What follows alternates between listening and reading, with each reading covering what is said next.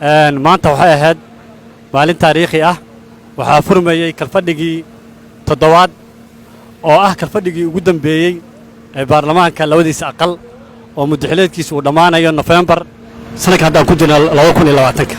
waxaana ahayd khudbadii ugu dambeysay ee madaxweynaha jamhuuriyadda federaalka Soomaaliya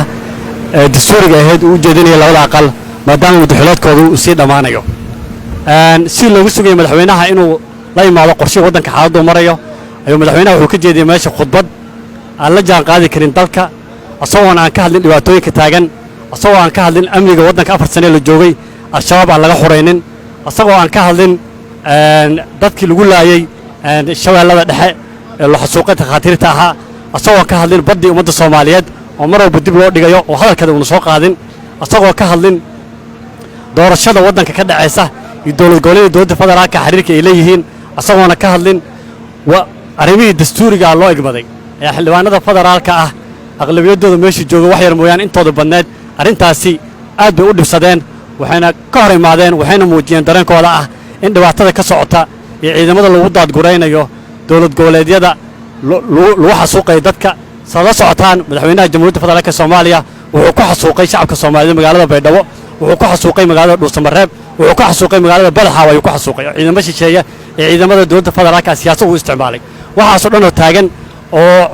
wuxuu dhibay muwaadin Soomaaliyeed oo Itoobiya gacan u gelin ilaa hadda uu ka hadlin wuxuu ku soo daadguraynayaa Soomaaliya ciidamo nan amisoona mandheed ku joogin wuxuu isticmaalayaa dhaqaalihii iyo amnigii iyo awoodii dowladeed oo gabaabsi ah wuxuu isticmaalayaa in Soomaaliya ay ku laawato dagaal sokeeya waxaa maqan Somaliland waxaa maqan Puntland waxaa maqan Jubaland waxaa maqan dowladda goboleedyada kala dowladda federaalka ayaa maqan maanta waxa ka muuqatay meesha inay joogin hataa gudoomiyaasha baarlamaanka dowladda goboleedyada badankooda maan imaanin kalfadhiga maanta waxay cadeynaysaa midnimada waddanka inay khatar ku jirto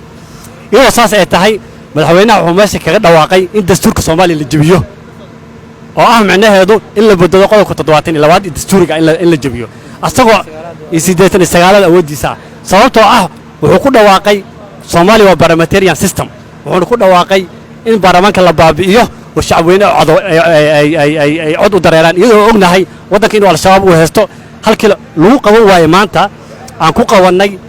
kalfadhiga labada aqal xarunta Villa Hargeysa iskool booliisiya waxa lagu qaban waayay amni darro la ajligeed lagu qaban waayay laga cabsaday inuu wiil lagu soo garaaco ayaa waxa uu leeyahay oo xalay saxda dhexna loo soo diray SMS la leeyahay waa la baajiyay iskool booliisiya in lagu qabto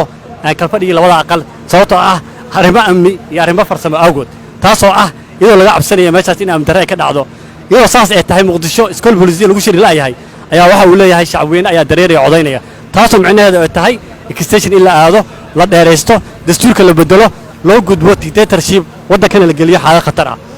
hadaladiisu waxa kamid ahaa oo laga dhadhansanayay in dastuurka jamhuuriyadda federaalka Soomaaliya ee ummadda ay ku heshiisay in la jabiyo taasoo Soomaaliya gelin karta dagaalka sokoeye dib u dhac ummaddu waxay ku heshiisay dastuurna waa heshiis